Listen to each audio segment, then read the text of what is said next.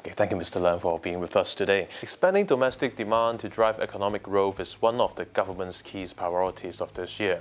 So how can mainland provinces and cities collaborate with Hong Kong? China is a very large country with a large landmass and a very large population base. It's also the largest economy in the world.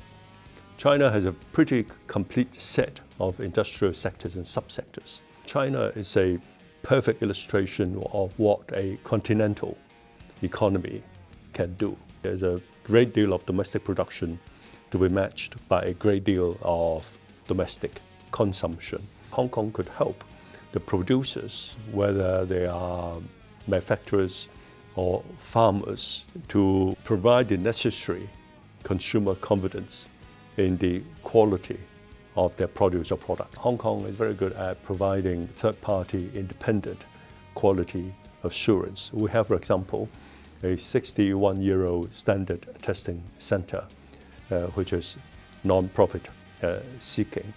It already has 4 very large testing centers in 4 cities on the mainland. And in the last couple of years, I've been encouraging them to spread the wings to cover other parts of the country. And they're now working for Ningxia, Shandong, and Xinjiang. With enhanced consumer confidence, consumption will rise. Hong Kong is very good at creating, promoting brands that are immediately recognized and appreciated by consumers. With Hong Kong's participation in the area of quality assurance, and also branding, consumption will rise. There is a lot of money in the pockets and in the bank accounts of Chinese consumers. So it is a question of enhanced consumption interests and also confidence. In recent years, you have spent much time traveling in mainland cities, promoting high-quality products like agricultural produce and Chinese herbal medicines, and helping them enter Hong Kong and international markets. What experience can be learned from these efforts for high-level opening up? There's a lot of education and training to be done on the mainland for producers to understand the importance of third-party independent testing, which is essentially third-party independent quality assurance, and also the importance of branding, and to appreciate the importance of third-party trade services. Hong Kong has a small population base of 7.4 million people, and therefore we don't use that much goods and services.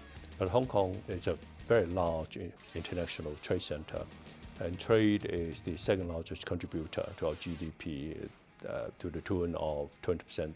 So what does Hong Kong do to create this value? Hong Kong sells for third parties and Hong Kong buys for third parties.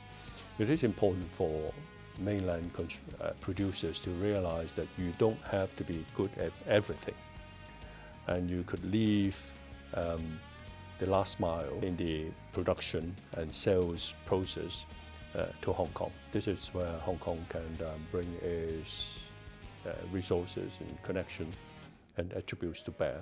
How can the Guangdong, Hong Kong, Macau, Greater Bay Area leverage its advantages to drive innovation and new economic growth? What complementary strategies should Hong Kong adopt when collaborating with Guangdong cities? We have had very, very good experiences working with Guangdong. Actually, Hong Kong-Guangdong collaboration is, in my view, the best illustration of regional cooperation. In the past 40-something years of the opening up and reform, both sides have resolved a lot of obstacles, particularly the kind of obstacles that exist between the two systems within the one country. Going forward, we need to have deeper reforms to remove most of the remaining obstacles between the two systems. Specifically, we're talking about the freer flow of people across the boundary, capital, data, and also goods. I think speed is of the essence. We all know that by fusing the Guangdong economy with the Hong Kong economy, you could release a great deal of energy for further economic growth. We know what to do because we know what the obstacles are. I think the remaining question is actually sinking our teeth into these problems and actually carrying out the changes. One of the things I keep mentioning is the fact that vehicles that are registered on the other side of the boundary that can be driven across the boundary into Guangdong still cannot choose freely which crossing they use. They're limited to a given crossing, and that's not convenient. And secondly, the Hong Kong-Macau-Zhuhai Bridge has been open for a few years now, and we're not seeing in the reverse direction mainland vehicles coming to Hong Kong. And going north from Hong Kong over the bridge into Zhuhai, I think the procedure could be further simplified. So all these are resource flow issues, and I think we should carry forward the spirit that we had 40-something years ago when the reform and open door policy were launched.